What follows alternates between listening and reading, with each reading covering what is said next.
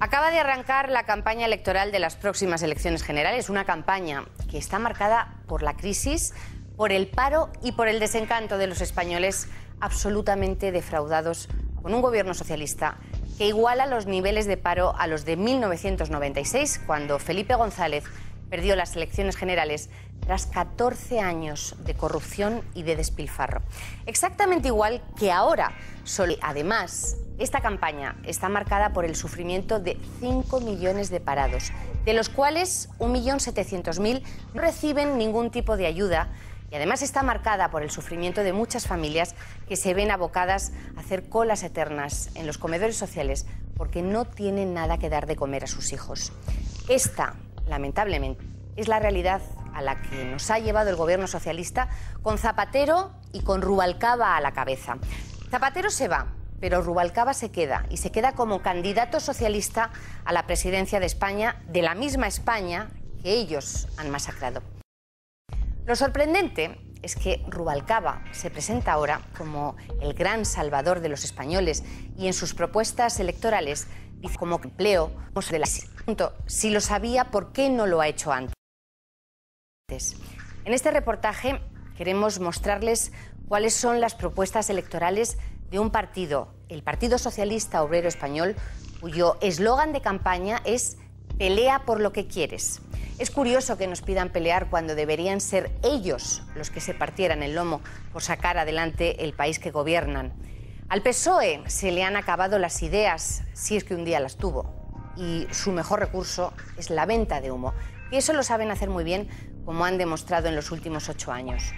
Afortunadamente, los españoles no somos tontos y la última encuesta del CIS otorga mayoría absoluta al Partido Popular por encima de 190 escaños y deja al PSOE por debajo de 121, su peor dato.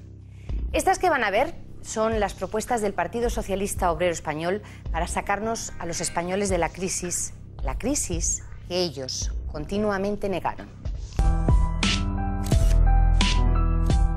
España es un país herido de muerte por culpa de la gestión del gobierno socialista.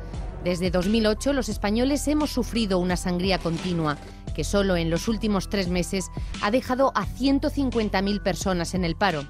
Y ya vamos por 4.979.000 parados, un 21,5% de la población activa, la misma cifra que dejó el gobierno de Felipe González tras 14 años de gobierno socialista. Solo en este año más de 400.000 personas han perdido su empleo por culpa de la decisión de Zapatero y Rubalcaba de prolongar la agonía de un gobierno inútil un año más. 5 millones de españoles en paro y de ellos casi 1.700.000 sin derecho a prestación. 1 de cada 2 jóvenes no tiene trabajo y más de 2 millones de mujeres tampoco encuentran empleo y por cada nuevo parado hay 3 nuevas paradas. Las políticas socialistas han demostrado ser la peor solución para la crisis. Impiden recuperar el crecimiento económico, aumentando primero el gasto público, recortando el gasto social después y subiendo los impuestos finalmente. El gobierno del Partido Socialista está a la cabeza en recortes sociales y del empobrecimiento de los españoles. Ha sido el primer gobierno de la democracia que ha recortado las pensiones y ha subido la edad de jubilación hasta los 67 años. Por primera vez en la historia, han recortado el sueldo de los empleados públicos. En sanidad, han recortado más de un 8% el presupuesto del Estado y dejan el sistema sanitario con un déficit de 15.000 millones de euros. Desde que los socialistas están en el gobierno, ha subido la luz un 58%, el IVA, los impuestos a las cartillas de ahorro, todo ha subido, todo menos los sueldos. Gracias a las políticas socialistas, ha nacido una nueva bolsa de pobreza, con casi 1,5 millones de familias que no tienen ningún ingreso, y el índice de exclusión social ha crecido un 13,5% en 2 años. Actualmente hay en España más de 9 millones de personas que sobreviven con menos de 6.000 euros al año. Tras el paso de los socialistas por el gobierno, la herencia no podría ser peor. Un país hundido y masacrado por la gestión de un gobierno que una y otra vez negó la crisis, calificándola de falacia y de puro catastrofismo. No estamos en una crisis económica. Haciendo uso de un símil futbolístico, se podría decir que la economía española ha entrado en esta legislatura en la Champions League de la economía mundial. Pero no solo les bastó con negar la crisis. Ahora que se aproximan las elecciones, el nuevo líder de los socialistas, Alfredo Pérez Rubalcaba, culpa a la derecha de algo de lo que ellos, y solo ellos, son los responsables. Esta no es la crisis de nuestro modelo de sociedad. Nosotros nunca quisimos que los mercados camparan por sus respetos. No es verdad. Esta no es nuestra crisis. Esta es la crisis de los valores de la derecha. De los valores de la derecha, de la codicia, del sálvese quien pueda, de todo vale con tal de ganar dinero. El resultado de esta crisis es cualquier cosa menos eso que ellos dicen. Eso es simplemente propaganda.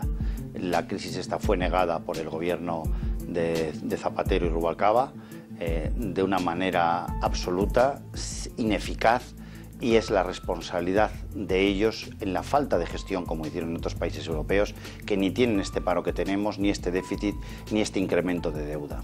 La crisis que estamos sufriendo es un producto de la mala gestión del socialismo, porque ellos nunca son responsables de lo que hacen. Siempre son expertos en echar balones fuera. Es que la crisis es Rubalcaba y su equipo. Rubalcaba y su equipo, Zapatero y los que le rodean, en 2008 negaron una crisis. No hicieron los deberes. Había una enfermedad, no buscaron un tratamiento. Al nuevo líder de los socialistas se le llenó la boca de promesas y de éxitos en la presentación del programa electoral del PSOE. Según Alfredo Pérez Rubalcaba y su equipo, con el Partido Socialista gobernando, se reconocieron nuevos derechos para las personas.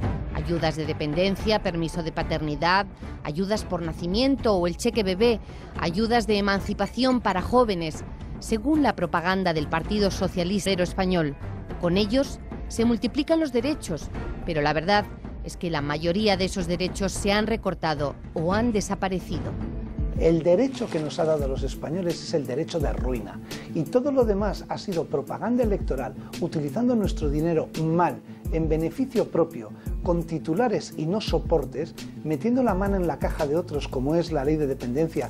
¿Qué derechos? El cheque bebé, quizás la prestación por desempleo en la modalidad no contributiva, si nos ha dado unos derechos con unos réditos electorales. Rubalcaba y su partido dicen que son los grandes creadores de derechos. Yo creo que son los grandes hipotecadores de los derechos. Lo que no se puede permitir es que no haya continuidad en las políticas que se sigan, ¿no? Tiene que haber una continuidad. Si se crean, se tiene que hacer siempre con una vocación de permanencia por un principio muy básico, que es por el principio de seguridad jurídica.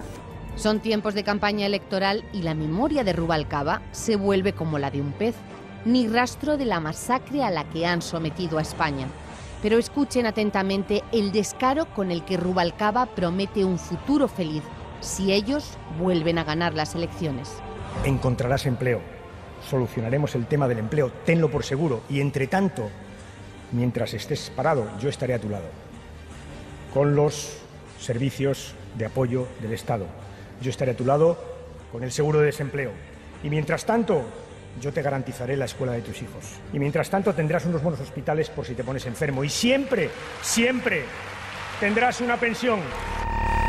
Rubalcaba promete un futuro mejor, un futuro donde los 5 millones de españoles parados encontrarán trabajo. Rubalcaba sabe cómo hacerlo, con un gran pacto por empleo, con planes específicos de creación de empleo y con incentivos a la contratación, subvencionando el empleo desde el Estado, desde los poderes públicos. Rubalcaba propone facilitar la creación de empresas, estimular a los emprendedores, favorecer el crédito pidiéndole al Banco Central Europeo que baje los tipos de interés para las pymes y para los autónomos y consiguiendo que las empresas españolas sean más grandes y más internacionales. ¿Y si Rubalcaba sabe todo esto? ¿Por qué no lo ha hecho antes? No lo han hecho antes porque no saben hacer estas cosas. Simplemente han hecho propaganda de que van a hacer algo con los autónomos, con las pymes. Se han cargado aproximadamente 300 o 400.000 pymes en España. Se han cargado 3 millones de empleos. Esto simplemente es decir que la responsabilidad es de un tercero que va a venir mañana, pero ellos no eran, como todos sabéis, Rubalcaba no fue miembro de este gobierno, debía ser de otro, no debía estar con Zapatero, no sabemos con quién estaba. Es un hecho, ha cortado la financiación, eso está estrangulando a nuestras empresas y a autónomos. Si el tema es por qué no se ha hecho antes, es cómo se va a poder hacer, porque es que realmente no hay dinero. Y de ahí parte realmente. En el momento que eso empiece a fluir, va a empezar a fluir todo lo demás, ya lo veremos. Han tenido 8 años para tratarnos bien y darnos todas esas cosas que nos prometen ahora. ¿Por qué les voy a creer ahora, después de 8 años de tenernos machacados, perseguidos? Es mentira, porque obras son amores y lo que han hecho es arruinarnos. Una de las medidas del gobierno con afán recaudatorio es el impuesto sobre el patrimonio. Una medida que, según Rubalcaba, solo afectaría a 160.000 personas. A cambio, Rubalcaba promete que con el dinero recaudado con este impuesto se crearán 300.000 puestos de trabajo para jóvenes. Pero lo cierto es que con el dinero que se recaude con este impuesto se podría pagar apenas una semana de prestaciones por desempleo. Según Rubalcaba, este impuesto no afecta a las clases medias, pero la realidad es que afectará a todo aquel que posee. El impuesto que grava a las clases medias lo van a pagar 160.000 españoles. ¿Sabéis cuántos españoles declaran en Hacienda? 23 millones. 160.000 de 23 millones. O por decir otro dato, hay 34 millones de españoles mayores de 18 años.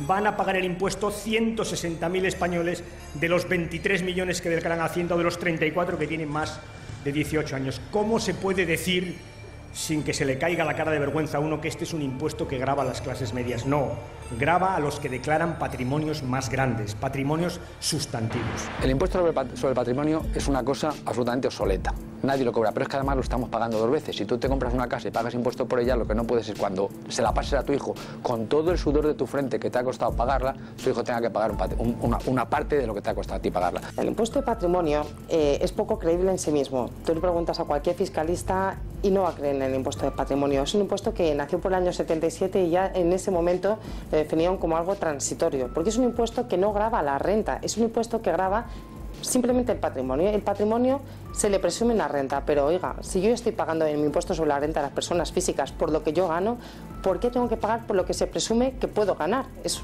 realmente contradictorio y a mi juicio bastante confiscatorio. Las que sí son contradictorias y confiscatorias son las medidas que propone Rubalcaba para tapar el agujero de 15.000 millones de euros que existe en la sanidad española. Un déficit en el Sistema Nacional de Salud que ha dejado Zapatero y su equipo y que ahora Rubalcaba pretende tapar fundamentalmente con la subida del impuesto sobre el alcohol y el tabaco, una subida con la que recaudaría unos 2.000 millones de euros. Pero si el déficit es de 15.000, ¿de dónde sacamos los 13.000 que faltan? La primera tiene que ver con el alcohol y con el tabaco. No tengo en este foro que extenderme demasiado sobre hasta qué punto el alcohol y el tabaco repercuten sobre el gasto sanitario. Repercuten y mucho. Y por tanto es razonable pedir a quienes fuman, a quienes beben alcohol, no me refiero al vino y a la cerveza, pedirles un esfuerzo. ¿Cuánto? Un 10%. ¿Cuánto nos deja? 1.000 millones de euros. 1.000 millones de euros. La mitad del déficit la pagaríamos pidiendo este esfuerzo a quienes, repito, consumen alcohol o consumen tabaco. Yo le propongo que al día siguiente de aprobar la subida de esos impuestos, todos los españoles nos pongamos bebiendo los días, mando todo con pie. Claro, la solución de la izquierda siempre es cuando me gasto el dinero que no era mío, le pido dinero a los demás. Que a los socialistas les gusta mucho prohibir. Yo estoy en contra totalmente de las prohibiciones, que nos dejen que ya somos mayorcitos, y eso es una prohibición encubierta.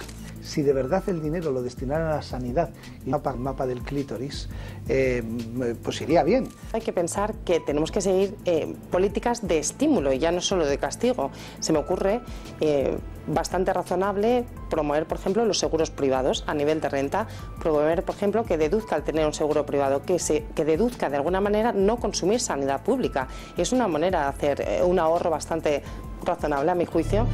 A Rubalcaba no le salen las cuentas en sanidad, quizá porque él también es víctima del fracaso escolar que padecen nuestros estudiantes, el fracaso que él mismo creó con la aprobación de la LOCSE cuando era ministro de Educación. Ahora Rubalcaba se muestra muy preocupado por la educación pública. Fíjense en este vídeo cargado de doctrina que los socialistas esgrimen en su campaña electoral para ganar votos, entre los que, según ellos, solo tienen la educación pública para que sus hijos progresen. Carmen, ¿tú tienes hijos? Sí, además tengo una nena de tu edad. Pues qué bien, así cuando seamos mayores ella podrá ser la cuidadora de mis hijos.